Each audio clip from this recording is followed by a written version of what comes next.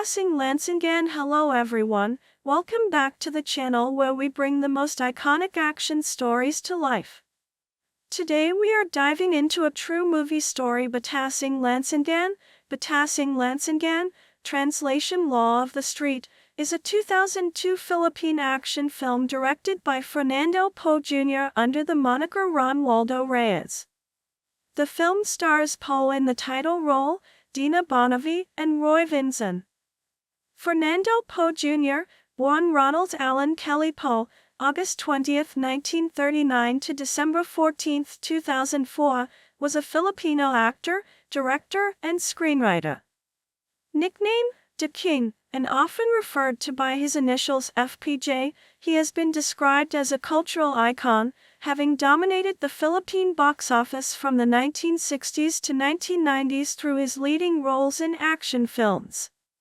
For his career that spanned nearly 5 decades, he has received numerous honors including the Order of National Artists of the Philippines in 2006 and the CCP Centennial Honors for the Arts in 1999. Poe appeared in around 300 films from 1955 to 2003, and 1. Poe entered the film industry as a stuntman following the death of his father, actor Fernando Poe Sr., and made his film debut in 1955 with Hanap and I Palaris, a sequel to a film that starred his father.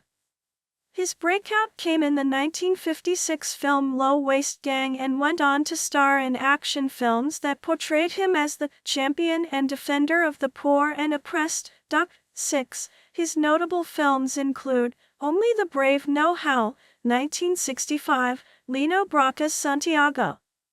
1970, Celso Ad. Castillo's Asadillo, 1971, Batola sa Buhangan, 1976, Dirigen Si Todo y Bato, 1979, Eddie Romero's Adila, 1980, his self-directed On Ponde, 1980, and its sequels, Roman Rapido and The Sang Bala Kaulan.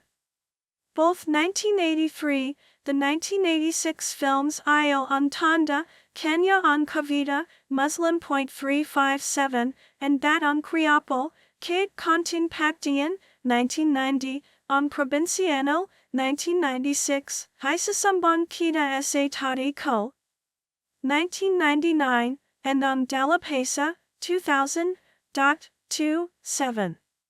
Poe's accolades include 5 FAMAS Awards for Best Actor, and 2, the joint record, and 3, that inducted him into the FAMAS Hall of Fame in 1988. He also won Best Director for his films on Padrino, 1984, and Kate Butas in Karyam, Papasikan Ko, 1995.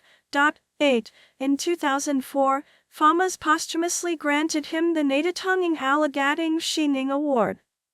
Poe was also posthumously declared a National Artist of the Philippines in 2006, accepted by his family in 2012. 9.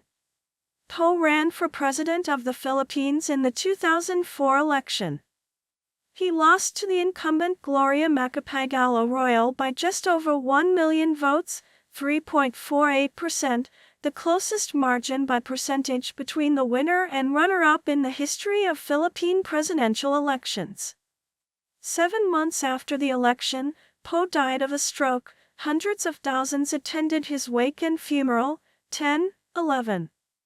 Poe was married to actress Susan Rosas, who played his on-screen love interest in 17 films. 3. He is the father of Senator Grace Poe and actress Lovie Poe.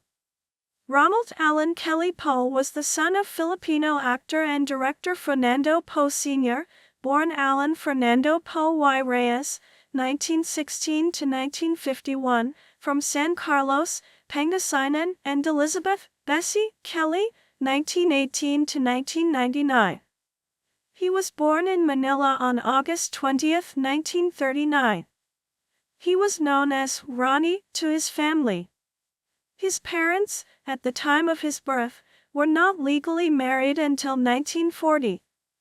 In 2004, Poe's political opponents tried to derail his bid for the 2004 Philippine presidency when they sought to disqualify him as an illegitimate son of a non-Filipino mother.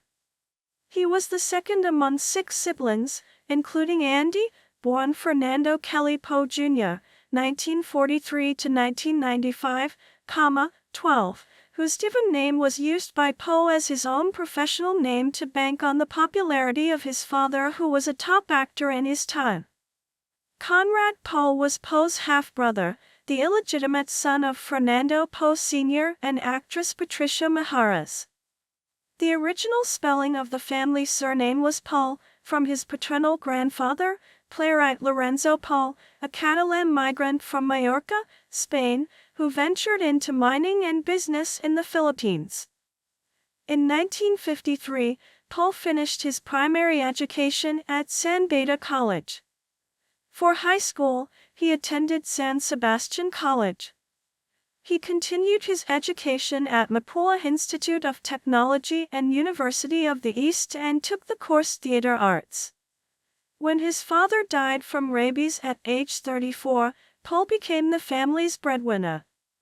In order to support his family, he dropped out of the University of the East during his sophomore year. Poe dropped out of college to work in the Philippine film industry as a messenger boy, and was given acting roles in subsequent years. 14, starting as a stuntman for Everlasting Pictures, he was given a starring role in the film Anak Ni Palaris, Son of Palaris, at the age of 14. The film, however, was not a big hit. In 1956, the film Low Waist Gang made him popular, 14, and the film was such a hit that low-waist pants became a fad. Also known as FPJ from his initials, Poe acted in a number of films which depicted him as the champion of the poor and downtrodden.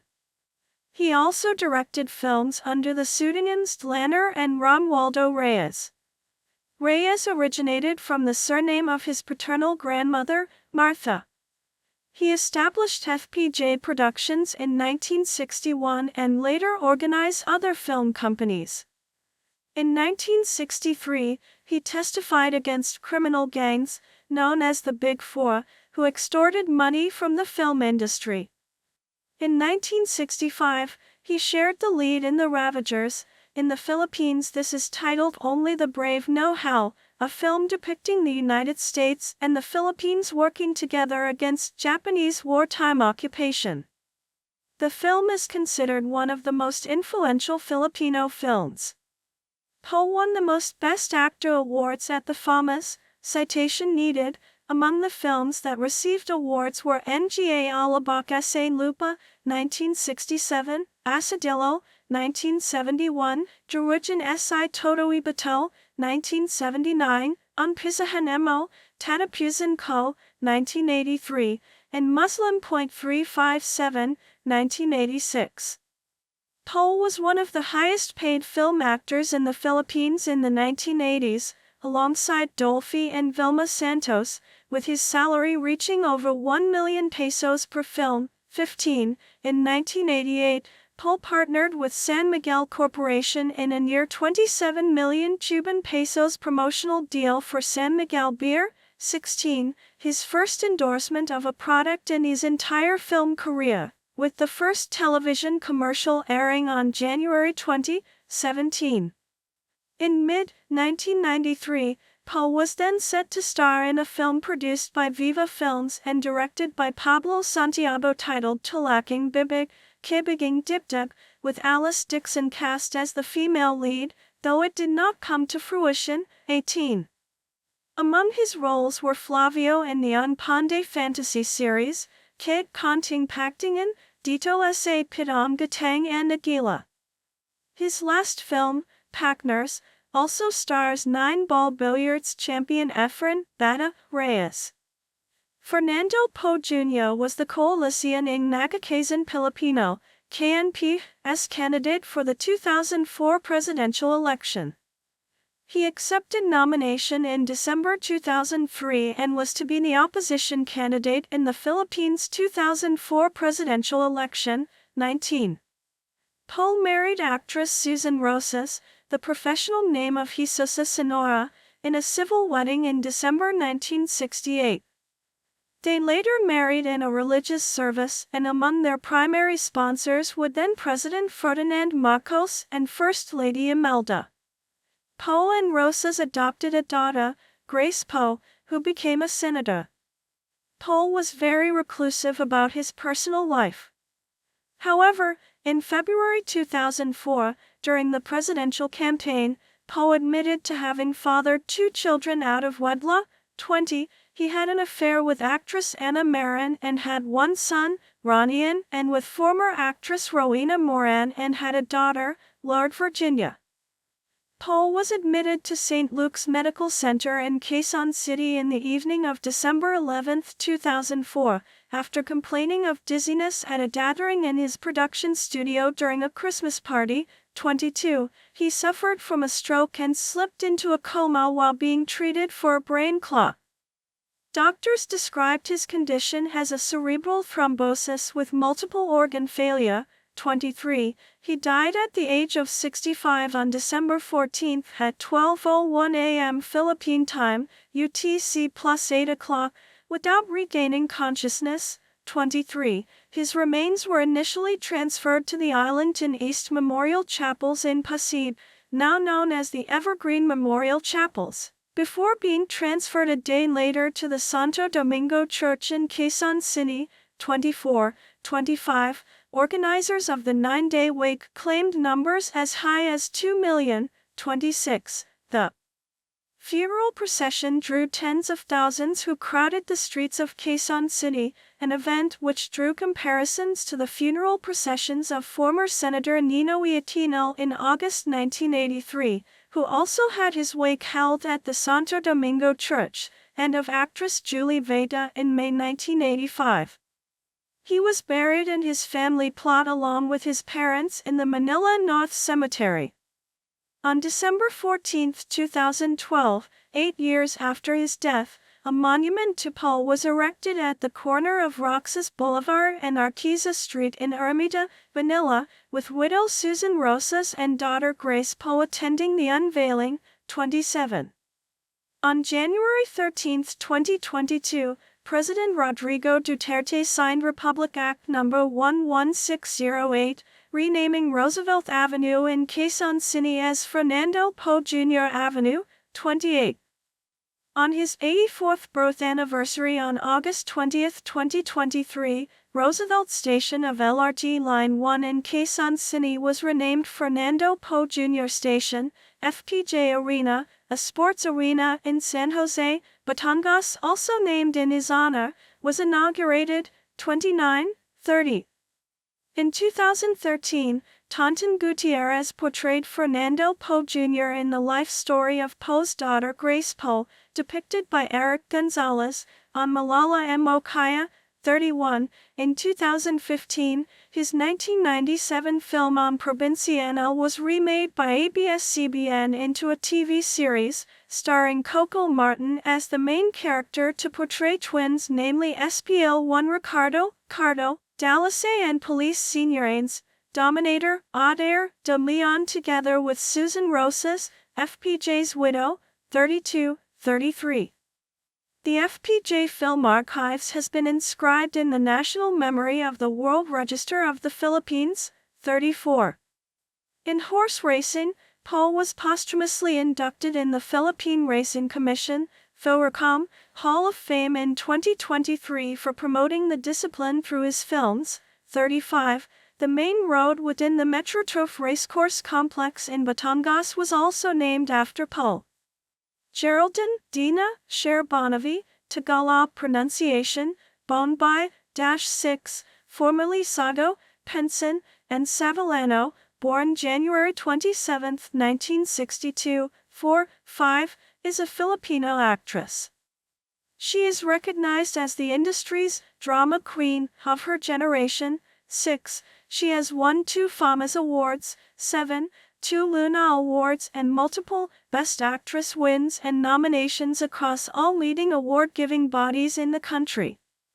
Before joining Philippine showbiz, Bonnevie was first runner-up in the 1979 Miss Magnolia Beauty Contest.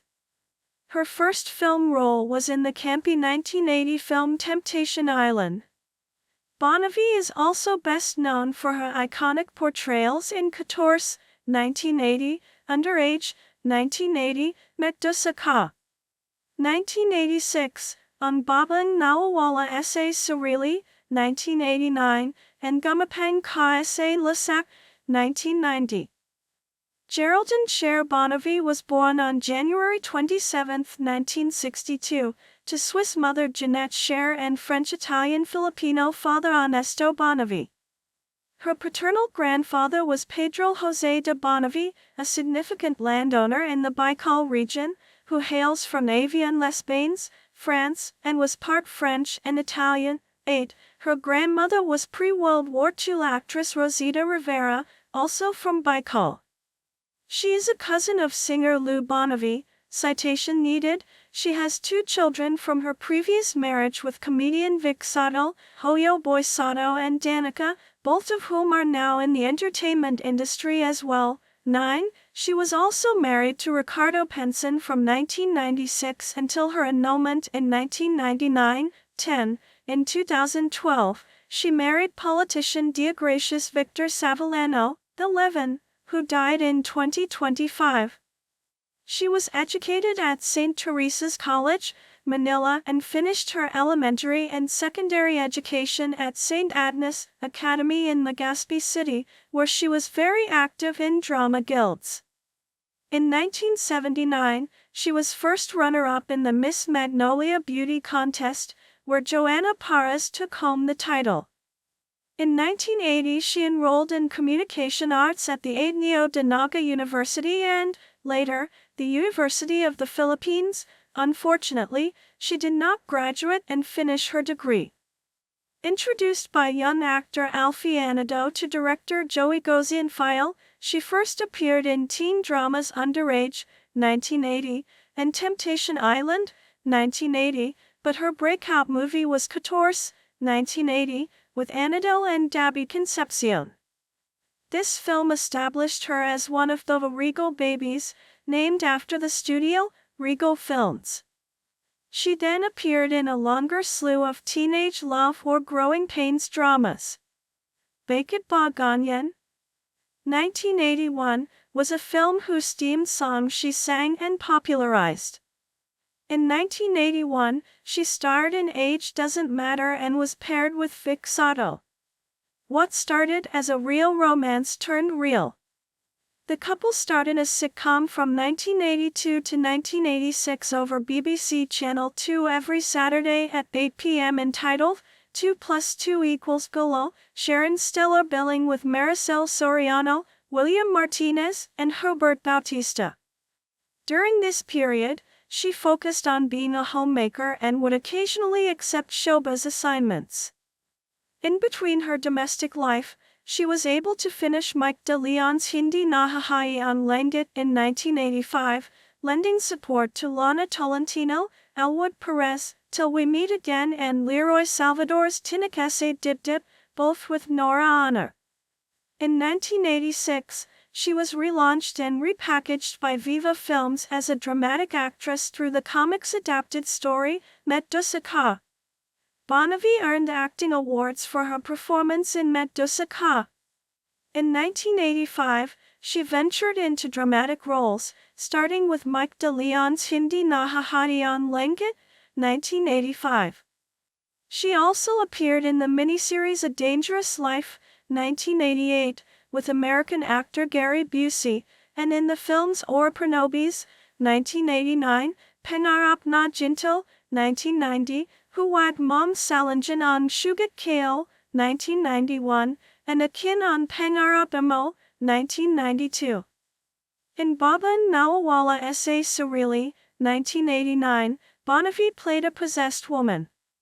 She also portrayed real-life characters, such as in Escapo, the Sergio's Mina Jenny Lopez story, 1995, as the wife of Jenny Lopez, as one of the accused parents in the child molestation drama, Minsan May Pangarap, the Goose Family Story, 1995, shot in New York City, as the girlfriend of activist Leopoldo Mabelangdan in Ca Hector, 1995, and as Governor Chavit Simpson's wife in Chavit, 2003, opposite Cesar Montano and Eddie Garcia. She also did some sexy roles in Tagara, Tagulon, where she starred with Gary Estrada, 13. Other notable films where Bonnevie showed maturity as an actress include Tinakese Dip Dip, 1985, for which she won Best Supporting Actress at the Filipino Academy of Movie Arts and Sciences, FAMAS, and Film Academy of the Philippines, FAP, awarding ceremonies, Magdusa Ka, 1986, for which she was given Best Actress awards by FAMAS, FAP, and Catholic Mass Media Awards. Gumapen Kaya Se Lusak, 1990, directed by Lino Braca, for which she was nominated by FAMAS and URAN Awards for Best Actress. And Sa Kabila Ang Laha, 1991, for which she was nominated by FAMAS, FAP, and URAN Awards for Best Actress. Other acting nominations are for Kum Kasalanan Man, 1989, FAMAS, Bakit K Tagaling Sandali, 1990, FAP, Tanjin Yaman, 2000, which won Best Picture in nearly all the local awards ceremonies and gave her an URN Best Supporting Actress nomination, American Adobo, 2001, URAN Best Actress nomination, and Bridal Shower, 2004, URAN Best Actress nomination again. Bonnevie also appeared in comedies with her former husband, Vic Soto, in Hindi Patapos on Labada, Darling, 1994, and Bakit Ba Ganyan? UNKO Nabiye, Darling, 2000. When they were still married, they also appeared together in Biyahe Mises, 1983, Ride on Baby, 1985, and Mama Said, Papa Said, I Love You, 1985. Bonnevie also top-billed Tataran, 2001, based on the short story Summer Solstice by Nick Joaquin. Critics nearly panned the movie but appreciated Bonnevie's nuanced characterization of Lupe Morda. Bonnevie started in hot top-rating soap operas such as May Bukas Pau with Viva Television and IBC 13 in 1999 to 2001. In 2001 to 2003, she joined GMA Network with the evening soap Ikaw Langon Mamahalan. In 2003 to 2004, she starred in another drama, Narito ang Puso Ko, and in 2004 to 2005 she had a lead and recurring role in the critically acclaimed primetime soap opera Hiro, starring Chris Aquino, Mickey Fariels, Heart Evangelista, and Ann Curtis, which also aired internationally through the Filipino channel, earning her praise for her role. From 2005 to 2006, she was seen less on television. In 2007, she came back with soaps like Walang Kapalit and the Tutulal Baan Dios. After doing projects with ABS-CBN, she decided to do another novela, Babangdan Ako de Argentina, with GMA Network that aired in 2008. In 2009, another soap, May Bukas Pa, a religious-themed soap, which was the same title as her 2000 to 2001 soap, and earned her many nominations as the soap ran for a year on television with an ensemble cast. From 2010 to 2012, she joined TV5 doing multiple guestings and drama shows. From 2013 to 2015, she was with ABS-CBN to do Bukas Na Lang Kita Mamahalan, Sanal Bukas Pa ang Kahapan, and Two Wives. Bonnevie staged her GMA 7 comeback as the main antagonist of the drama series starring Heart Evangelista and Lovie Poe, Beautiful Strangers. In 2017, appeared on ABS-CBN's The Blood Sisters, which aired in 2018. After the show ended, Bonnevie transferred back to GMA Network. Except for her stints on soap operas and for judging a recent TV talent contest and appearing unclothed on the cover of the local FHM magazine, Bonnevie disappeared from the limelight throughout 2005 and 2006. She temporarily moved to the United States for business purposes. She was a guest judge in You Can Dance version 2. From 2023 to 2024, Bonnevie portrayed Giselle Marie Tanyag, the sister of R.J. Tanyag, on one of the top-rating medical drama series, Apat Kame na Pangara. Her first and only album, Bakit Ba Ganyan, released in 1981 by Octal Arts International, now Polyeast Records, formerly EMI Music Philippines Incorporated, became a gold record and album of the year.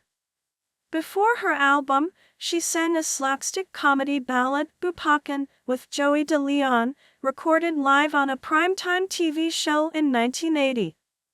Mark Angelo David Vincent, born September 20, 1953, known professionally as Roy Vincent, is a Filipino actor and film director.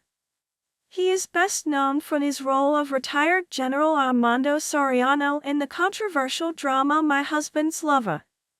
His latest films was an indie film on Bobby S.A. Cementerio and Baklas, Human Organs for Sale Pampanga, officially the province of Pampanga, Kapampangan, Lalawigan ng Pampanga, Tagalog, Lalawigan ng Pampanga, is a province in central Luzon, Philippines.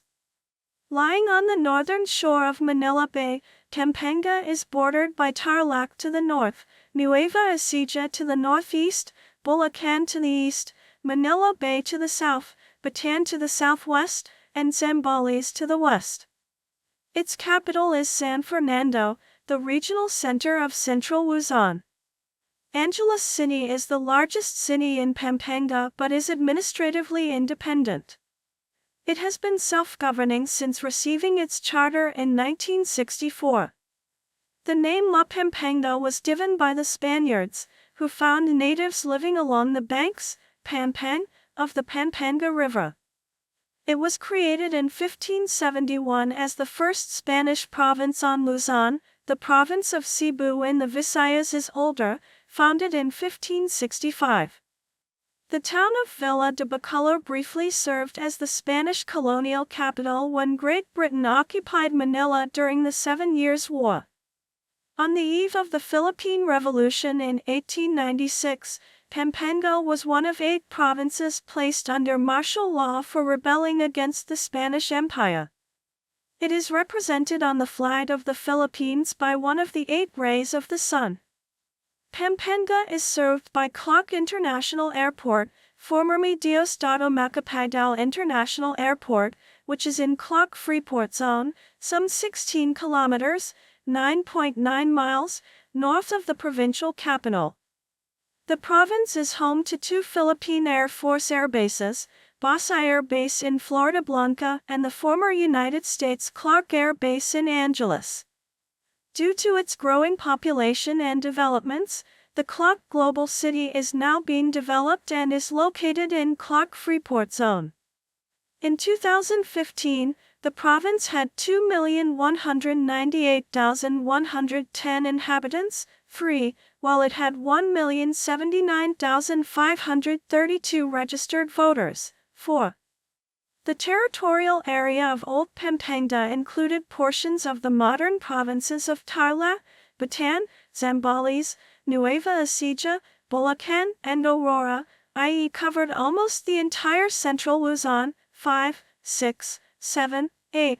When the Spanish arrived at Luzon, they found Pampanga to be thickly populated with several towns and that there were 3 castles or forts protecting Pampanga. 9. Pampanga was reorganized as a province by the Spaniards on December 11, 1571.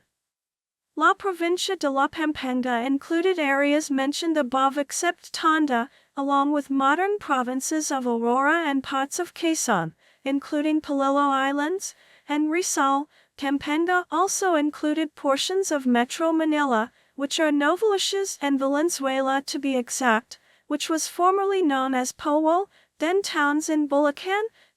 5, 8. For better administration and taxation purposes, the Spanish authorities subdivided Pampanga into pueblos, which were further subdivided into districts. barrios, and, in some cases, into royal and private estates, encomiendas.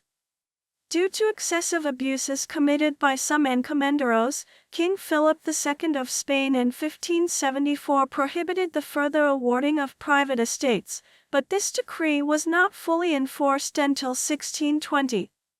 In a report of Philippine encomiendas on June 20, 1591, Governor-General Gómez Pérez Dasmariñas reported to the Crown that La Pampanga's encomiendas were Batan, Batis y Lubao, Macabebe, Candaba, Apalit, Calumpit, Malolos, Bintal, Gadintal, Caluya, Bulacan and Mecabayan. The encomiendas of La Pampanga at that time had 18,680 whole tributes. Pampanga, which is about 850 square miles, 2,200 square kilometers, in area and inhabited by more than 1.5 million people, had its present borders drawn in 1873. During the Spanish regime, it was one of the richest Philippine provinces. Manila and its surrounding region were then primarily dependent on Pampangan agricultural, fishery and forestry products as well as on the supply of skilled workers. As other Luzon provinces were created due to increases in population, some well-established Pampanga towns were lost to new emerging provinces in central Luzon. During the 17th century, the Dutch recruited men from Pampanga as mercenaries who served the Royal Netherlands East Indies Army, known as Papaje, 10, part of the larger Martichkers community. Their legacy can be found in North Jakarta, 11, however, there are few traces of their descendants, except for a small community in Kampung Togo. The historic province of Batan, which was founded in 1754 under the administration of Spanish Governor-General Pedro Manuel Arandia, absorbed from the province of Pampanga the municipalities of Abuque, Balanga, Nala City, Dinalabahan, Lana Hermosa, Orani, Orion, Pilar, and Samal. During the British occupation of Manila, 1762 to 1764, Bacolor became the provisional Spanish colonial capital and military base. By the end of the 1700s, Pampanga had 16,604 native families and 2,641 Spanish-Filipino families, 12, 539, 13, 31, 54, 113 and 870 Chinese-Filipino families, 12, 460. The old Pampanga towns of Aliaga, Cabayal, Capan, San Antonio, and San Isidro were ceded to the province of Nueva Ecija in 1848 during the term of Spanish Governor-General Narciso Claverio y Zaldúa.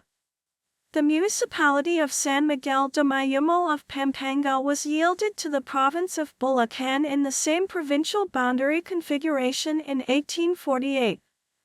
In 1860, the northern towns of Bamban, Capiz, Concepcion, Victoria, Tarlac, Mabalacat, Magalang, Porac, and Floridablanca were separated from Pampanga and were placed under the jurisdiction of a military command called Comandancia Militar de Tarlac.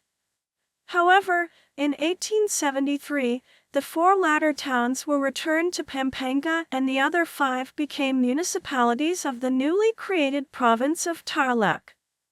During the counterinsurgencies under the Japanese occupation from 1942 to 1944, Tepampangan guerrilla fighters and the Hapbalahap communist guerrillas fought side by side in the province of Pampanga, attacking and retreating the Japanese imperial forces for over 3 years of fighting and invasion. The establishment of the military general headquarters and military camp bases of the Philippine Commonwealth Army was active from 1935 to 1946. The Philippine Constabulary was active from 1935 to 1942 and 1944 to 1946 in the province of Pampanga. During the military engagements of the anti-Japanese imperial military operations in central Luzon from 1942 to 1945 in the province of Bataan, Bulacan, northern Tayabas, now Aurora, Nueva Ecija, Pampanga, Tarlac, and Zambales, the local guerrilla resistance fighters and Hapalahap communist guerrillas helped the U.S. military forces fight the Imperial Japanese Armed Forces. In the 1945 liberation of Pampanga, Kapampangan guerrilla fighters and the Hapalahap communist guerrillas supported combat forces from Filipino and American ground troops in attacking Japanese imperial forces during the Battle of Pampanga until the end of the Second World War. Local military operations soldiers and officers of the Philippine Commonwealth Army 2nd, 26th, 3rd, 32nd, 33rd, 35th, 36th, and 37th Infantry Division and the Philippine Constabulary 3rd Constabulary Regiment recaptured and liberated the province of Pampanga and fought against the Japanese imperial forces during the Battle of Pampanga. After the Second World War, operations in the main province of Pampanga was downfall insurgencies and conflicts between the Philippine government forces and the Hapalahap communist rebels on 1946 to 1954 during the Hapalahap Rebellion. Under a 1947 Military Bases Agreement, 14, the Philippines granted the United States a 99-year lease on several U.S. bases, including Clark Air Base. 15, a later amendment in 1966 reduced the original 99-year term of the agreement to 25 years. 16, a renewal of the agreement in 1979. 17, allowed the U.S. to continue operating Clark Air Base until November 1991. 18, when the Philippine Senate rejected a bill for the renewal of U.S. bases in the Philippines. Due to its proximity to the capital and the presence of Clark Air Base, Pampanga became one of the flashpoint of social upheavals of the early 1970s, and the ensuing dictatorship of Ferdinand Marcos. 1920, even during the first demonstrations of the first quarter storm in 1970, Clark and the other U.S. bases in the Philippines were a major issue for protesters, who saw them as a continuation of the U.S. colonial hegemony and a way of dragging the Philippines into the Cold War, since Clark had become a staging point for the increasingly unpopular Vietnam War. 21, 20, 22. Upon the declaration of martial law in September 1972, Camp Olivas in the city of San Fernando was designated as one of the 4 provincial camps to become a regional command for detainees, RECAT. There was designated RECAT-I and it housed detainees from northern and central Luzon. 23. Prominent detainees imprisoned there include Edicio de la Torre, 24, Judy Taguawalo, 25, Tina Pargas, 26, Marie Hileo Enriquez, 27, and Bernarda Don Abuin, 28. Prisoners who were documented to have been tortured include the sisters Joanna and Josefina Carino, 29, the brothers Romulo and Armando Palabe, 23, and Mariano Hiner Jr. of Abra, 23, about 50 Kalinga and Bontoc leaders, including Bukbut tribe leader Makayan G. Dulag, were also brought to Camp Olivas from their detainment center in Tabuk, Kalinga, arrested for their opposition to the Chico River Dam project. 30. Seminarian Teresito Sison had campaigned for the rights of teachers, farmers, and of laborers in Clark Air Base, but torture during 2 stints in Marcos's detention centers caused a decline in his health which led to his death in 1980. 31. Others were killed without being arrested, such as close friends Pepito de Hiran, Rolando Castro, and Lito Cabrera were sleeping in Cabrera's property in Sapambato, Angeles when they were attacked, captured, and tortured by Marcos's civilian Home Defense Force militia forces after they participated in the protest movement that grew out of the assassination of opposition leader Ninoy Aquino. De Hiran managed to escape the ordeal alive and was taken to the hospital, but was stabbed by unknown assailants in his own hospital bed. 32. Jose B. Lingad, congressman for Pampanga's 1st Congressional District, had been one of the first to be detained upon the declaration of martial law, but was released after 3 months. 33. He retired to his farm after that, but was later convinced by Benigno Aquino Jr. to run for the governorship of Pampanga in the January 1980 Philippine local elections. 33. Estelito Mendoza was declared the winner of the election, but Lingad filed a protest, which was still ongoing when Lingad was assassinated in December 1980 at a gasoline station in Barangay San Agustin, San Fernando, Pampanga. 34. His assassin, a former sergeant in the Philippine Constabulary, was himself killed in a mysterious car accident before he could reveal who had ordered the killing. 35. Major events that took place in Pampanga after the People Power Revolution include the Mount Pinatubo eruption and the end of the Philippines Bases Treaty with the United States, which resulted in the closure of Clark Air Base and the later creation of the Clark Freeport and Special Economic Zone.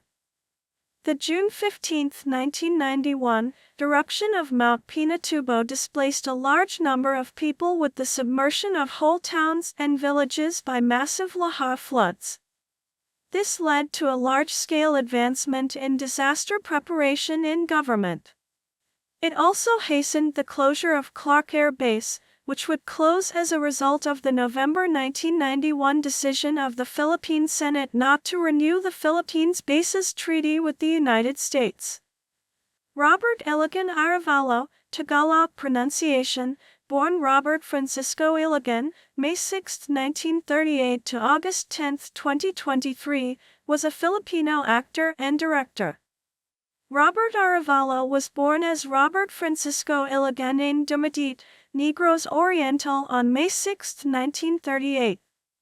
He was the son of Filipino film actor, composer, and musician Tito Arevalo and Guadalupe Francisco. His uncles included actor and director Angel Esmeralda, who was the father of actor J. Ilagan, Gerardo de Leon, who was a national artist and an award-winning movie director, and actor and director Conrado Conde. He was also an uncle of actress Liberty Ilagan. 1. He attended the Legarda Elementary School, San Beda College and Ateneo de Manila where he studied business administration. Arevalo first began acting as a drama actor for Premiere Productions. His major screen debut was in Gerardo de Leon's Huwad Mo Kang Limutan, 1960, which was banned by censors for perceived immoral themes. 1. He later worked for an advertising agency and managed Channel 5 until the early 1970s. 1. In 1977, Arevalo directed and starred in the action film Hubad Nabayani, lit. Naked Hero, which garnered him the first Catholic Mass Media Awards for Best Scriptwriter and Best Picture. Aside from acting, Arevalo also served as the anchor of ABS-CBN's news bulletin Balita Nayan along with Mel Tiangco.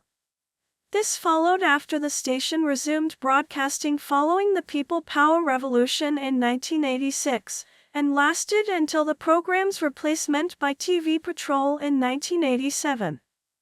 Sampaguita Pictures was established in the last quarter of 1937.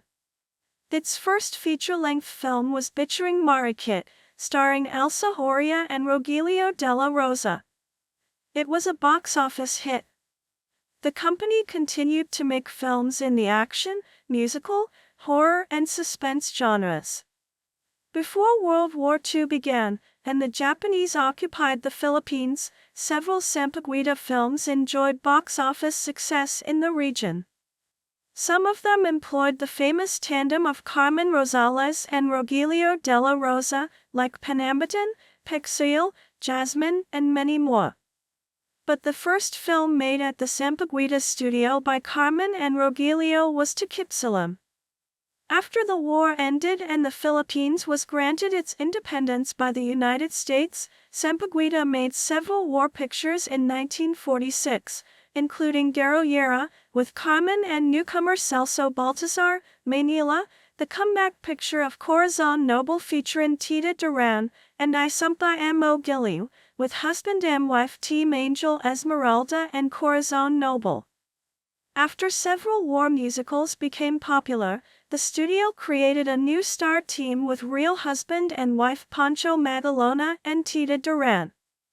They made several hits including Bulaklak na Walang Pangalan, Huwad Ka ng Magtampo, Sa Isang Suliap Mo Tita, and Sa Isang Halik Mo Pancho. In 1950, the studios were hit by fire and hundreds of film prints were destroyed. But in 1951, they top-billed the unknown Tessia Ganya, the daughter of Linda Estrella, in her first lead role in Roberta, with another child actor Boy Alano, and the film became the highest-grossing Philippine film of all time, 6. In the early 50s, several actors appeared in the studio's productions, including Alicia Virgil and her husband Cesar Ramirez in Akla, Dewani, the Philippine folk hero Bernardo Capio, MN, and many more. In 1952, the Filipino-American Gloria Romero made her first full-length film as the partner of Cesar Ramirez in an action costume picture Palisade. Another famous husband and wife team were Rita Gomez and Rick Rodrigo. They were popular together in their film Diosa. The infamous tandem of husband and wife Lolita Rodriguez and Eddie Arenas made some dramas together, like Kundimaning Puso, Bisabos, Cicatruz, and Mapag na Lihim. The two later divorced. Arenas is still active in Philippine cinema while Rodriguez moved to the United States. Another husband and wife team in the 1950s were Amalia Fuentes and Romeo Vastez. Fuentes made her last appearance for Sampaguita in 1964, before leaving for another studio. Though not as well remembered, many supporting actors and actresses, such as Imelda Concepcion, Nellie Balin, and Nady Bernardo worked in the Sampaguita system. Susan Rosas took her first lead role as a boxer in Sabundra opposite Luis Gonzalez, but the film was not a box office hit. Fuentes and Rosas are famous for their rivalry when they made the film Cover Girls in the 1960s. By that time, a new manager, Dr. Jose A. Perez, took over the reins of Sampaguita. In 1960, Sampaguita made Pitong Pagsisi supported by 20 Sampaguita stars, including the return of Paraluman who reigned in the studio in the late 40s. In 1970s, the studio continued producing films albeit on a limited production, especially with the Nora Honor Tercel Cruz Dri tandem culminating in the 1971 film Guy and Pip. In 1982, after its last successful film Batch 81, Sampaguita Pictures stopped producing films and focused solely on distribution and post-production of films until 2005. In March 1987, Sampaguita Pictures celebrated its 50th anniversary with a television special produced by Marichu Perez Maceda, the wife of politician Ernesto Maceda, 7. In 1996, the company ventured into television with GMA Network. They produced the drama anthology series Pira-Pirasan Pangarap, which lasted until 2003, which started another co-production Nagmamahal, Manay Gina. Both series were hosted by Gina De Venetia. Unitel Pictures currently owns Sampaguita's film library. All of the films are currently archived and handled by the ABS-CBN Film Archives and the Film Development Council of the Philippines National Film Archives of the Philippines. A production company, production house, or production studio is a studio that creates works in the fields of performing arts, new media art, film, television, radio, comics, interactive arts, video games, websites, music, and video. These groups consist of technical staff and members to produce the media, and are often incorporated as a commercial publisher. Generally, the term refers to all individuals responsible for the technical aspects of creating a particular product, regardless of where in the process their expertise is required, or how long they are involved in the project. For example, in a theatrical performance, the production team has not only the running crew, but also the theatrical producer, designers, and theatrical direction. Tasks and functions. The production company may be directly responsible for fundraising the production or may accomplish this through a parent company, partner, or private investor. It handles budgeting, scheduling, scripting, the supply with talent and resources, the organization of staff, the production itself, post-production, distribution, and marketing. 1. Production companies are often either owned or under contract with a media conglomerate, film studio, record label, video game publisher, or entertainment company, due to the concentration of media ownership, who act as the production company's partner or parent company. This has become known as the studio system. Independent studios usually prefer production house, see Lionsgate, production studio, see Amazon Studios, or production team, see Rooster Teeth. In the case of television, a production company would serve under a television network. Production companies can work together in co-productions. In music, the term production team typically refers to a group of individuals filling the role of record producer, usually reserved for one individual. Some examples of musical production teams include Matmos and D-Influence. The aforementioned publishing conglomerates distribute said creative works, but it is not uncommon for production companies to act as a publication. For example, the Walt Disney Company and Nintendo act as publisher for Walt Disney Animation Studios and Nintendo Entertainment Planning and Development respectively.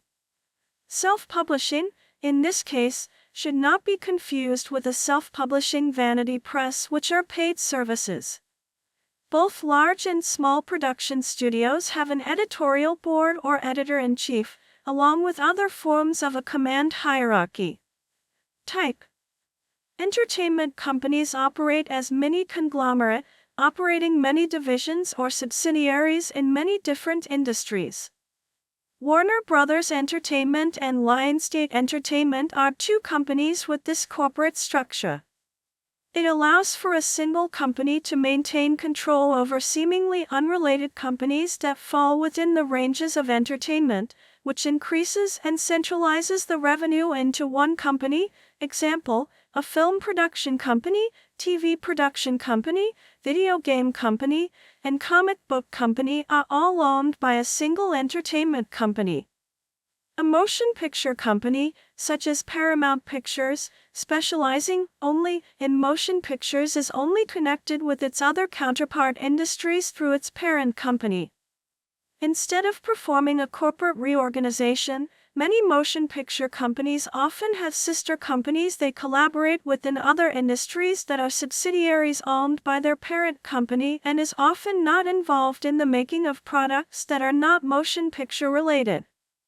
A film production company can either operate as an affiliate, under a contract, or as a subsidiary for an entertainment company, motion picture company, television network, or all, and are generally smaller than the company they are partnered with.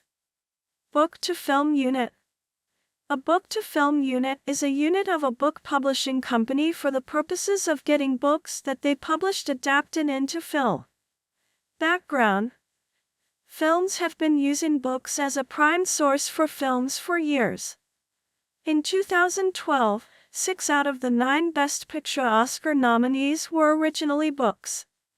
Previously, publishers did not develop their books into movie nor receive any of the profits. Neither Scholastic or Little Brown get any box office revenue from the Harry Potter and the Twilight Saga movies, just through book sales. As the publishers face decreasing revenue due to increased competition from self-published ebooks, or Amazon.com moving into the publishing field, publishers have started to enter the film and TV production business to boost their net income, too, with Amazon attempting to compete there too. More screenwriters are turning to book publishers to get their screenplay published as a book, so as to have a boost in their attempt to have the screenplay turned into a movie, given that it is a known product after the book. 3-4. History. Publisher Simon & Schuster, though not involved with film and TV, shares possible film and TV deals with CBS. SNS is owned by Paramount Global. 5. Alloy Entertainment, while not a unit of a publisher, started using a book package-into-film model of film and TV development by developing the property in-house, hire authors for the books and films, so as to own the property. Random House was the first Big Six book publisher to establish a book-to-film unit, Random House Films, in 2005 with a Focus Features deal under a development and co-finance plan. 2. Operation and profit. A production company is usually run by a producer or director, but can also be run by a career executive. In entertainment, a production company relies highly on talent or a well-known entertainment franchise to raise the value of an entertainment project and draw out larger audiences. This gives the entertainment industry a democratized power structure to ensure that both the companies and talent receive their fair share of pay and recognition for work done on a production. The entertainment industry is centered on funding, investments from studios, investment firms, or individuals, either from earnings from previous productions or personal wealth, projects, scripts and entertainment franchises, and talent, actors, directors, screenwriters, and crew. Production companies are judged and ranked based on the amount of funding it has, as well as the productions it has completed or been involved with in the past. If a production company has major funding either through earnings, studio investors, or private investors, and has done or been involved with big-budget productions in the past, it is considered to be a major production company. These companies often work with well-known and expensive talent. If a production company does not have much funding and has not done or been involved with any big-budget productions, it is considered to be a small production company. These companies often work with up-and-coming talent. Small production companies will either grow to become a major production company, a subsidiary completely owned by another company, remain small, or fail. The success of an entertainment production company is centered on the projects it produces, the talent it can acquire, and the performance of the talent. Marketing is also a major factor. All films, as a tradition, are often marketed around the image and the performance of the actors, with an option of marketing the behind-the-scenes crew such as the directors and screenwriters. Unlike many other businesses, a production company does not rely on an ongoing revenue stream, they operate on ongoing investments. This often requires a parent company or a private corporate investment entity, see Legendary Pictures.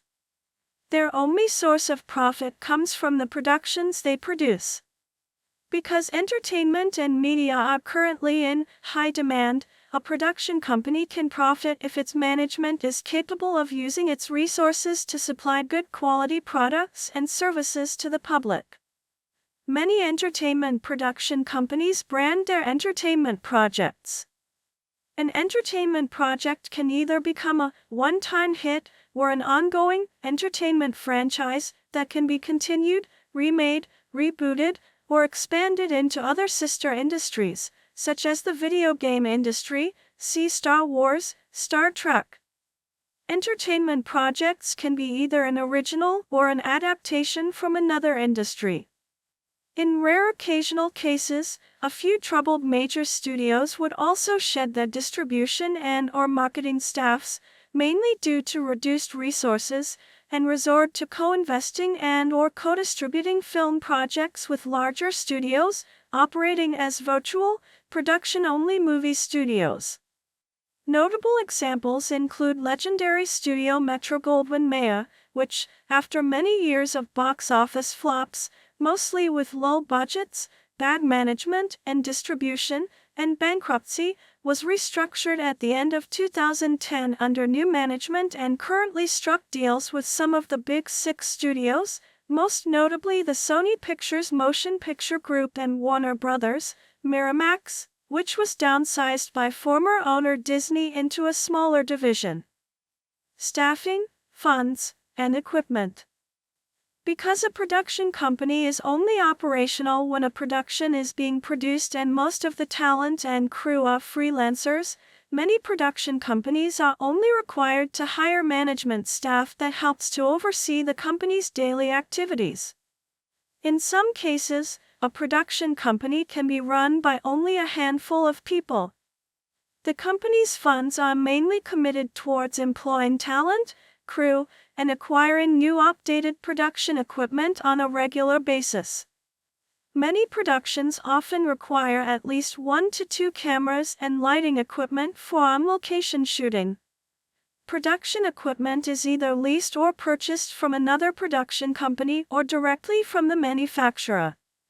In the entertainment industry, in order to secure experienced professional talent and crew, production companies often become a signatory company to that talent or crew members' guild. By becoming a signatory company, it agrees to abide by the guild regulations. All big-budget guild productions are exclusive to guild members, and non-guild members are not allowed to participate in these productions unless authorized by the guild.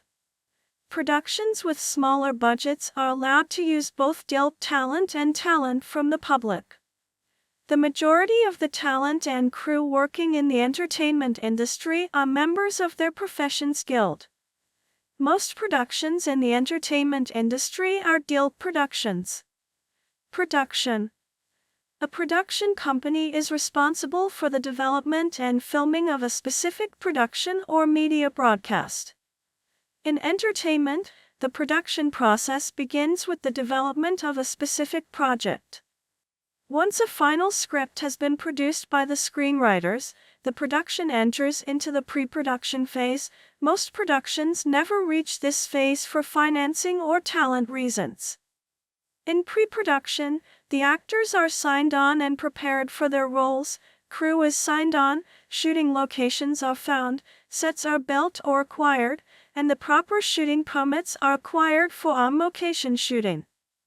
Actors and crew are hand-picked by the producer, director, and casting director, who often use collaborators or reference personnel to prevent untrusted or unwelcomed people from gaining access to a specific production and compromising the entire production through leaks. Once a production enters into principal photography, it begins filming. Productions are almost never cancelled once they reach this phase.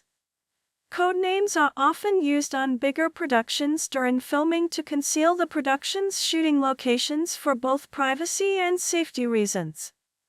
In many cases, the director, producers, and the leading actors are often the only people with access to a full or majority of a single script. Supporting actors, background actors, and crew often never receive a full copy of a specific script to prevent leaks. Productions are often shot in secured studios, with limited to no public access, but they are also shot on location on secured sets or locations. Due to the exposure, when shooting in public locations, major productions often employ security to ensure the protection of the talent and crew working on a specific production. After filming is completed, the production enters into post-production, which is handled by a post-production company and overseen by the production company. The editing, musical score, visual effects, re-recording of the dialogue, and sound effects are mixed to create the final film, which is then screened at the final screening. Marketing is also launched during this phase, such as the release of trailers and posters.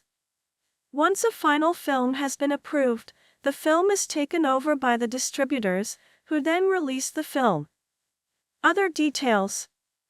For legal reasons, it is common within the entertainment industry for production companies not to accept unsolicited materials from any other company, talent, or the general public. It is also common for filmmakers or producers to become entrepreneurs and open their own production companies so that they can have more control over their careers and pay, while acting as an in-house, creative and business driving force for their company but continuing to freelance as an artist for other companies, if desired. Overall deal where a distributor has the rights to all the output of a production company. 9. The creator is paid in an overall deal regardless if projects are taken to production or not, and all projects developed are owned by the distributor. 10. 11. First look deal where a network has the right of refusal to all the output of a production company, after which the production company is free to shop the project to other distributors. Filmmaking or film production is the process of creating a motion picture. It involves a number of distinct stages, including an initial story idea or commission, followed by screenwriting, casting, pre-production, shooting, sound recording, post-production, and screening the finished product before an audience, which may result in a film release and exhibition. The process is non-linear, in that the filmmaker typically shoots the script out of sequence, repeats shots as needed, and puts them together through editing later. Filmmaking takes place in a variety of economic, social, and political contexts around the world, and uses a wide range of technologies and cinematic techniques. While originally films were recorded on photographic film, most modern filmmaking is now digital. 1. The production of a film typically consists of 5 major stages. The first is development, where the initial idea for the film is explored, rights to intellectual property may be secured, the screenplay is written, and financing is obtained. This is followed by pre-production, where all the arrangements and preparations for the shoot are made, including hiring cast and crew, scouting and securing locations, and constructing sets. The third stage is production, which is when the raw footage and other elements of the film are recorded. After filming is complete, the project enters post-production. In this stage, the raw footage is edited, sound is mixed, visual effects are added, and the musical score is composed and recorded. The final stage is distribution, where the finished film is released to audiences. This involves marketing and promotion, and the film may be shown in cinemas, released on home video, or made available through streaming services. Some filmmakers operate outside of the mainstream system and engage in independent filmmaking, which has become more accessible with the advent of affordable digital technology. Development: ideas for the film are created, rights to existing intellectual properties are purchased, etc., and the screenplay is written. Financing for the project is sought and obtained. Pre-production: arrangements and preparations are made for the shoot, such as hiring cast and film crew, selecting locations, and constructing sets. Production: the raw footage and other elements of the film are recorded during the film shoot, including principal photography. Post-production: the images, sound, and visual effects of the recorded film are edited and combined into a finished product. Distribution: the completed film is distributed, marketed, and screened in cinemas and released on home video to be viewed at home. Development: the development stage contains both general and specific components. Each film studio has a yearly retreat where their top creative executives meet and interact on a variety of areas and topics they wish to explore through collaborations with producers and screenwriters, and then ultimately, directors, actors, and actresses. They choose trending topics from the media and real life, as well as many other sources, to determine their yearly agenda. For example, in a year when action is popular, they may wish to explore that topic in one or more movies. Sometimes, they purchase the rights to articles, best-selling novels, plays, the remaking of older films, stories with some basis in real life through a person or event, a video game, fairy tale, comic book, graphic novel. Likewise, research through surveys may inform their decisions. They may have had blockbusters from their previous year and wish to explore a sequel. They will additionally acquire a completed and independently financed and produced film. Such notable examples are Little Miss Sunshine, The English Patient, and Roma. Studios hold general meetings with producers and screenwriters about original story ideas. In my decade working as a writer, I knew of only a few that were sold and fewer that made it to the screen, relays writer Wayne Powers. Alan Watt, writer-director and founder of the LA Writers Lab, confirmed that completed original screenplays, referred to as specs, make big news when they sell, but these make up a very small portion of movies that are ultimately given the green light to be produced by the president of a studio. The executives return from the retreat with fairly well-established instructions. They spread these concepts through the industry community, especially to producers they have deals with. Traditional studios will have those producers in offices on their lots. Also, agents for screenwriters are made aware. This results in a pairing of producers with writers, where they develop a basic story idea that utilizes the concept given by studio executives. Often it is a competition with several pairings meeting with studio executives and pitching their take. Very few writing jobs are from original ideas brought to studios by producers or writers. Perhaps one movie a year will be a spec script that was purchased. Once the producer and writer have sold their approach to the desired subject matter, they begin to work. However, many writers and producers usually pass before a particular concept is realized in a way that is awarded a green light to production. Production of Unforgiven, which earned Oscars for its director/star Clint Eastwood, as well as its screenwriter, David Webb Peoples, required 15 years. Powers related that the Italian job took approximately 8 years from concept to screen, which, as Powers added, is average. And most concepts turned into paid screenplays wind up gathering dust on some executive's shelf, never to see production. Writers have different styles and creative processes, some have stronger track records than others. Because of this, how the development process proceeds from there and how much detail a writer returns to the studio to divulge before beginning writing can vary greatly. Screenwriters are often protected by the union, the Writers Guild of America, or WGA. The WGA allows a screenwriter to contract for one draft, one revision, and one polish. Bob Isle, writer and member of the Guild board, states, additional writing requires an extension of contracts and payment for additional work. They are paid 80% of their fee after the first draft. Preliminary discussions are minimal with studio executives but might be quite detailed with the producer. Next, a screenwriter writes a screenplay over a period of several months, or however long it takes. Deadlines are in their contracts, but there is no pressure to adhere to them. Again, every writer's process and speed vary. The screenwriter may rewrite the script several times to improve dramatization, clarity, structure, characters, dialogue, and overall style. Script coverage, a freelance job held by recent university graduates, does not feed scripts into the system that are ready for production nor already produced.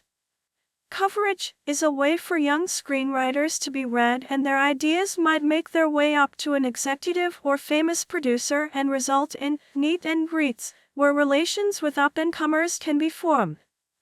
but it has not historically yielded ideas studios pursue into production.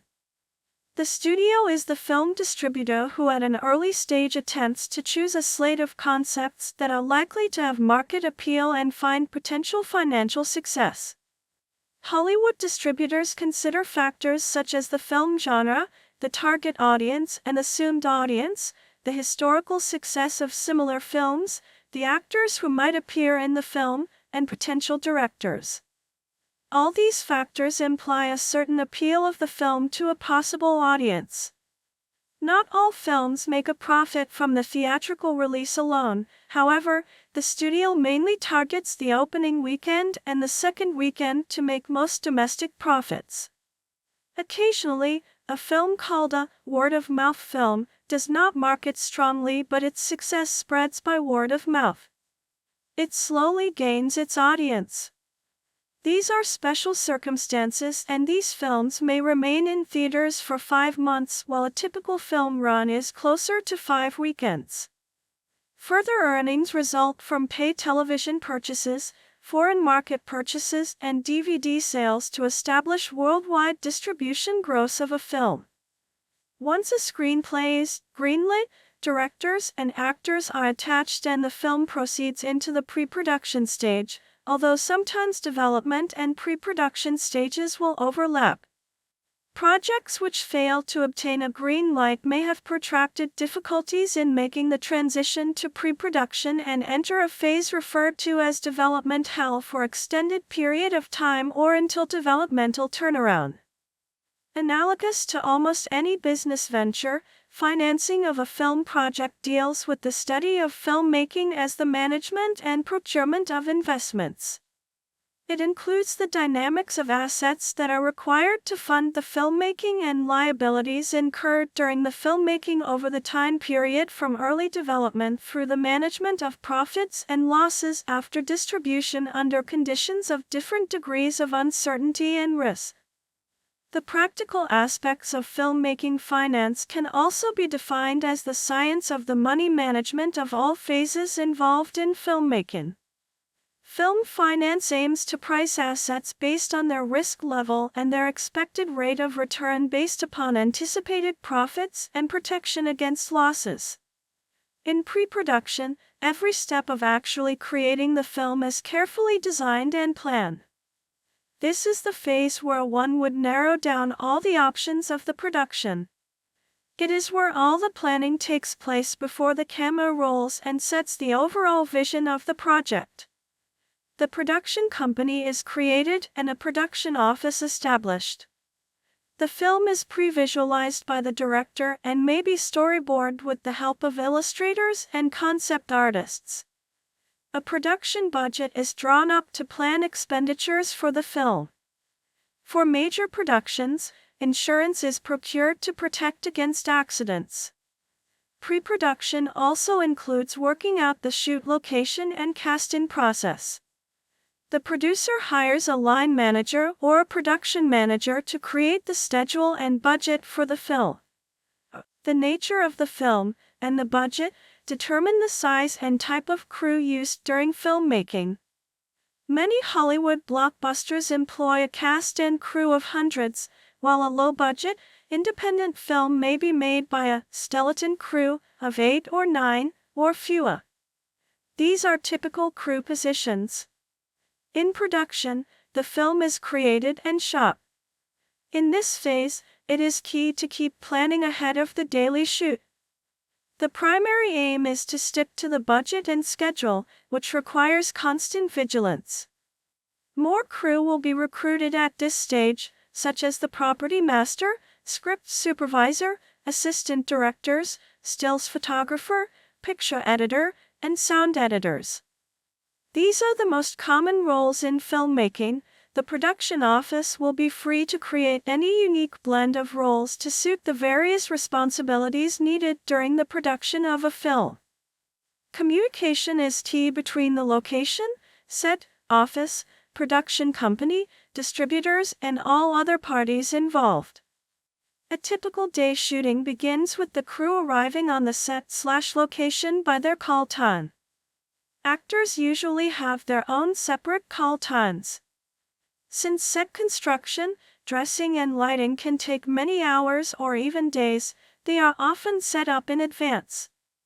The GRIC, electric and production design crews are typically a step ahead of the camera and sound departments. For efficiency's sake, while a scene is being filmed, they are already preparing the next one. While the crew prepares their equipment, the actors do their costumes and attend the hair and makeup departments. The actors rehearse the script and blocking with the director, and the camera and sound crews rehearse with them and make final tweaks. Finally, the action is shot in as many takes as the director wishes. Most American productions follow a specific procedure.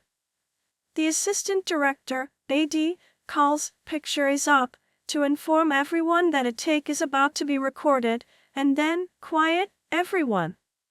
Once everyone is ready to shoot, the AD calls "roll sound" if the take involves sound, and the production sound mixer will start their equipment, record a verbal slate of the take's information, and announce sound speed, or just speed, when they are ready.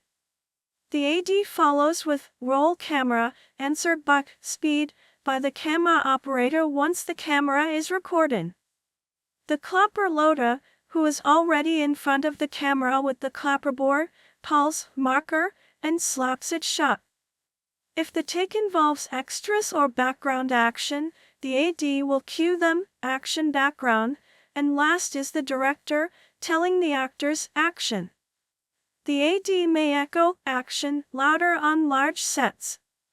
A take is over when the director calls cut, and the camera and sound stop recording. The script supervisor will note any continuity issues, and the sound and camera teams log technical notes for the take on their respective report sheets. If the director decides additional takes are required, the whole process repeats. Once satisfied, the crew moves on to the next camera angle or setup until the whole scene is covered. When shooting is finished for the scene, the assistant director declares a wrap or moving on, and the crew will strike or dismantle the set for that scene. At the end of the day, the director approves the next day's shooting schedule and a daily progress report is sent to the production office. This includes the report sheets from continuity, sound, and camera teams. Call sheets are distributed to the cast and crew to tell them when and where to turn up the next shooting day. Later on, the director, producer, other department heads, and, sometimes, the cast, may gather to watch that day or yesterday's footage, called dailies, and review their work. With workdays often lasting 14 or 18 hours in remote locations, film production tends to create a team spirit. When the entire film is in the can, or in the completion of the production phase, it is customary for the production office to arrange a wrap party to thank all the cast and crew for their efforts. For the production phase on live-action films, synchronizing work schedules of cast and crew members is very important. 7. For many scenes, several cast members and many crew members must be physically present at the same place at the same time, and bankable stars may need to rush from one project to another. Animated films have different workflow at the production phase, in that voice actors can record their takes in the recording studio at different times and may not see one another until the film's premiere. 8. Animated films also have different crew, since most physical live-action tasks are either unnecessary or are simulated by various types of animators. Post-production. Main article, post-production. This stage is usually thought of as starting when principal photography ends, but they may overlap. The bulk of post-production consists of the film editor reviewing the footage with the director and assembling the film out of selected takes. The production sound, dialogue, is also edited. Music tracks and songs are composed and recorded if a film is intended to have a score. Sound effects are designed and recorded. Any computer-generated visual effects are digitally added by an artist. Finally, all sound elements are mixed down into stems, which are synchronized to the images on the screen, and the film is fully completed, locked. Distribution. Main article, Film distribution. Distribution is the last stage, where the film is released in movie theaters or, occasionally, directly to consumer media, VHS, VCD, DVD, Blu-ray, or direct download from a digital media provider. The film is duplicated as required, either onto film or hard disk drives, and distributed in cinemas for exhibition, screening. Press kits, posters, and other advertising materials are published, and the film is advertised and promoted. A B-roll clip may be released to the press based on raw footage shot for a making-of documentary, which may include making-of clips as well as on-set interviews separate from those of the production company or distributor. For major films, key personnel are often contractually required to participate in promotional tours in which they appear at premieres and festivals and sit for interviews with many TV, print, and online journalists.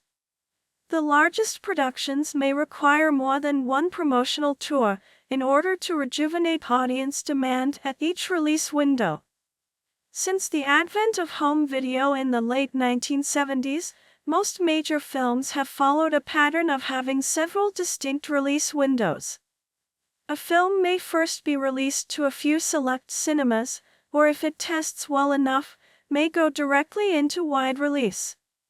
Next, it is released, normally at different times several weeks or months apart, into different market segments like rental, retail, pay-per-view, in-flight entertainment, cable television, satellite television, or free-to-air broadcast television. The distribution rights for the film are also usually sold for worldwide distribution. The distributor and the production company share profits and manage losses. Independent filmmaking. Main article, Independent film. Sound recordist Curtis Choi left on location for Dim Sum, A Little Bit of Heart, an indie film by director Wayne Wan, Center, on Clement Street in the Richmond district of San Francisco, California, 1983. Filmmaking also takes place outside of the mainstream and is commonly called independent filmmaking. Since the introduction of DV technology, the means of production have become more democratized and economically viable. Filmmakers can conceivably shoot and edit a film, create and edit the sound and music, and mix the final cut on a home computer. However, while the means of production may be democratized, financing, traditional distribution, and marketing remain difficult to accomplish outside the traditional system. In the past, most independent filmmakers have relied on film festivals, such as Sundance Film Festival, Venice Film Festival, Cannes Film Festival, and Toronto International Film Festivals, to get their films noticed and sold for distribution and production. However, the Internet has allowed for the relatively inexpensive distribution of independent films on websites such as YouTube. As a result, several companies have emerged to assist filmmakers in getting independent movies seen and sold via mainstream internet marketplaces, often adjacent to popular Hollywood titles. With internet movie distribution, independent filmmakers who choose to forego a traditional distribution deal now have the ability to reach global audiences. A film, is a work of visual art that simulates experiences and otherwise communicates ideas, stories, perceptions, emotions, or atmosphere through the use of moving images that are generally, since the 1930s, synchronized with sound and sometimes using other sensory stimulations. 1. Films are produced by recording actual people and objects with cameras or by creating them using animation techniques and special effects. They comprise a series of individual frames, but when these images are shown rapidly in succession, the illusion of motion is given to the viewer. Flickering between frames is not seen due to an effect known as persistence of vision, whereby the eye retains a visual image for a fraction of a second after the source has been removed. Also of relevance is what causes the perception of motion, a psychological effect identified as beta movement. Films are considered by many to be an important art form. Films entertain, educate, enlighten, and inspire audiences. The visual elements of cinema need no translation, giving the motion picture a universal power of communication. Any film can become a worldwide attraction, especially with the addition of dubbing or subtitles that translate the dialogue. Films are also artifacts created by specific cultures, which reflect those cultures, and, in turn, affect them. The stroboscopic animation principle was introduced in 1833 with the stroboscopic disc, better known as the phenakistoscope, and later applied in the zoetrope, since 1866, the flipbook, since 1868, and the praxinoscope, since 1877, before it became the basic principle for cinematography. Citation needed. Experiments with early phenakistoscope-based animation projectors were made at least as early as 1843 and publicly screened in 1847. Jules Dubosc marketed phenakistoscope projection systems in France from c. 1853 until the 1890s. Citation needed. Photography was introduced in 1839, but initially photographic emulsions needed such long exposures that the recording of moving subjects seemed impossible. At least as early as 1844, photographic series of subjects posed in different positions were created to either suggest a motion sequence or document a range of different viewing angles. The advent of stereoscopic photography, with early experiments in the 1840s and commercial success since the early 1850s, raised interest in completing the photographic medium with the addition of means to capture color and motion. In 1849, Joseph Plateau published about the idea to combine his invention of the phenakistoscope with the stereoscope, as suggested to him by stereoscope inventor Charles Wheatstone, and to use photographs of plaster sculptures in different positions to be animated in the combined device. In 1852, Jules Dubosc patented such an instrument as the stereoscope phantoscope, Hoyu bioscope, but he only marketed it very briefly, without success. One bioscope disc with stereoscopic photographs of a machine is in the Plateau collection of Dent University, but no instruments or other discs have yet been found. Citation needed. An animation of the retouched Sally Garner card from the Horse in Motion series, 1878 to 1879, by Muybridge.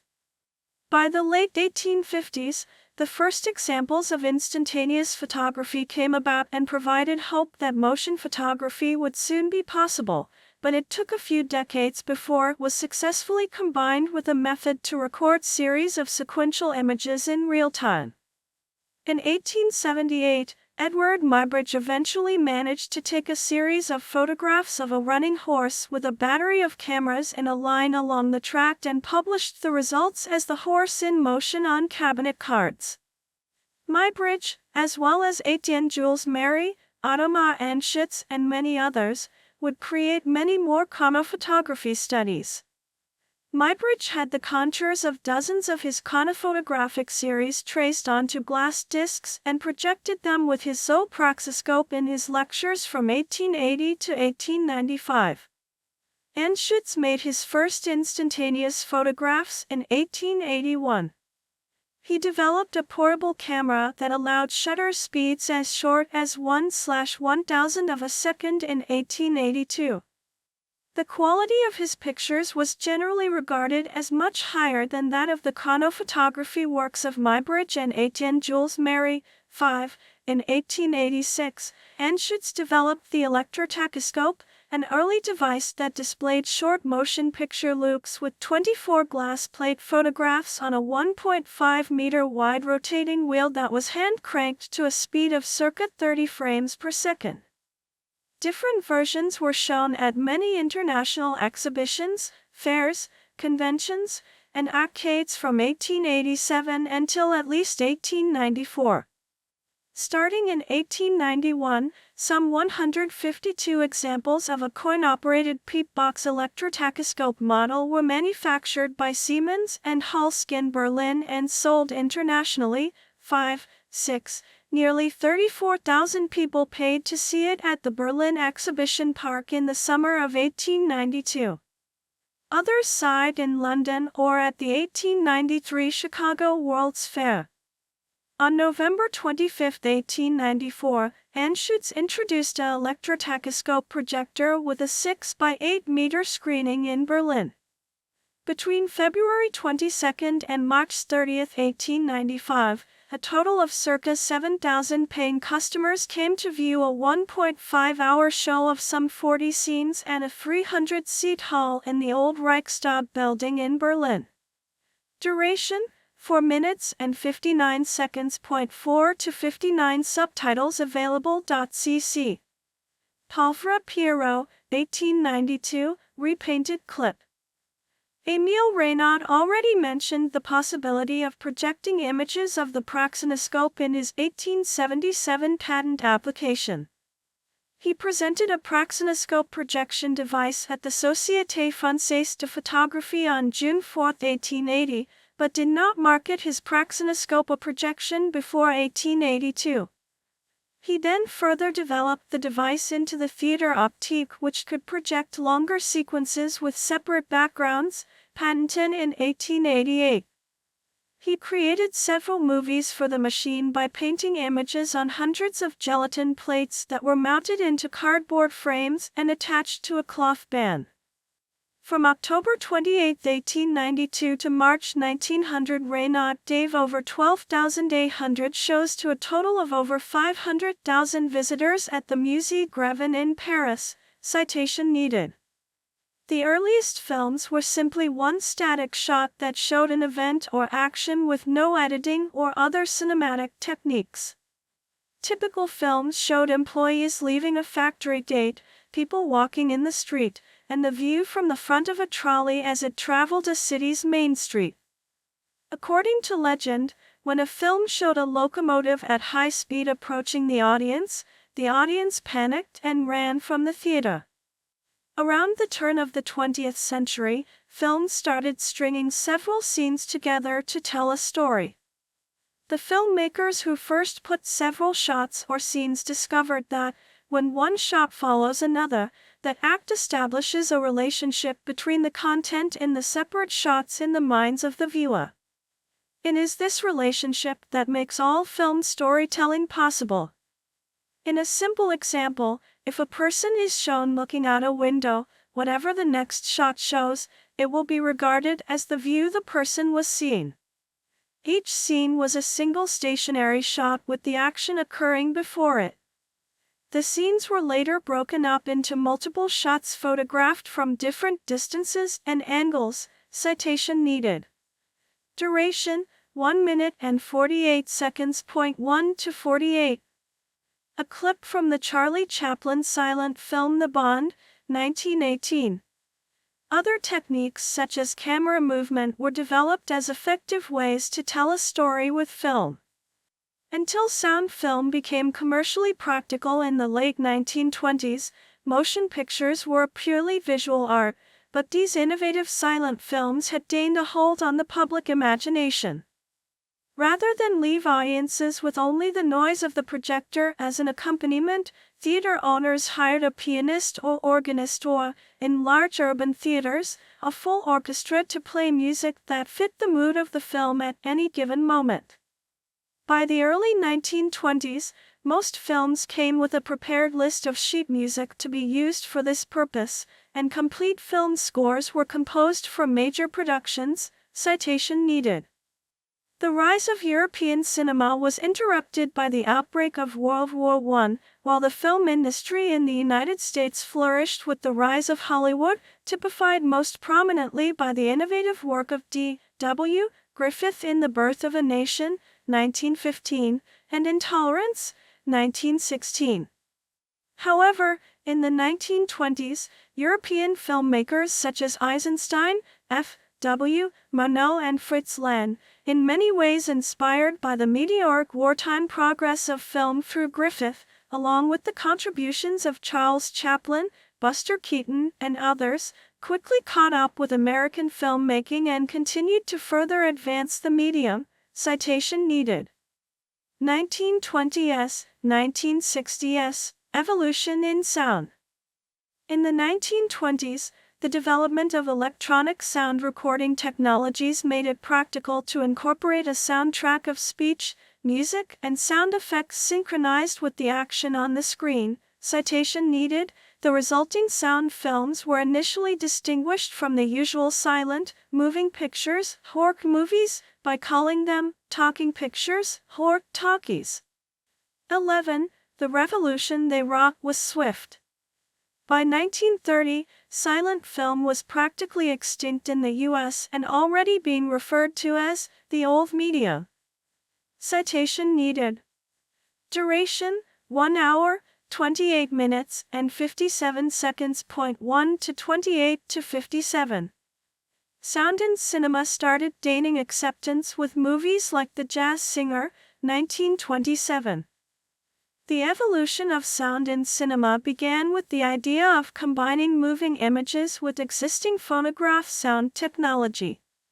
Early sound film systems, such as Thomas Edison's kinetoscope and the Vitaphone used by Warner Brothers, laid the groundwork for synchronized sound in film. The Vitaphone system, produced alongside Bell Telephone Company and Western Electric, faced initial resistance due to expensive equipping costs, but sound in cinema gained acceptance with movies like Don Juan, 1926, and The Jazz Singer, 1927. 12, 13. American film studios, while Europe standardized on Tobey's Kleinfilm and Triovin systems. This new technology allowed for greater fluidity in film, giving rise to more complex and epic movies like King Kong, 1933. 14. As the television threat emerged in the 1940s and 1950s, the film industry needed to innovate to attract audiences. In terms of sound technology, this meant the development of surround sound and more sophisticated audio systems, such as Cinerama's 7-channel system. However, these advances required a large number of personnel to operate the equipment and maintain the sound experience in theaters. 14.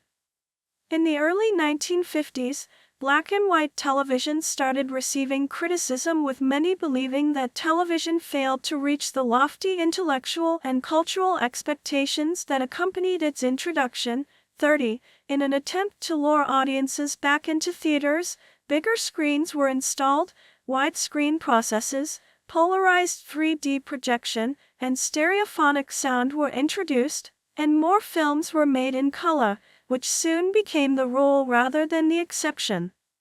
Some important mainstream Hollywood films were still being made in black and white as late as the mid-1960s, but they marked the end of an era. Color television receivers had been available in the U.S. since the mid-1950s, but at first, they were very expensive and few broadcasts were in color. 31.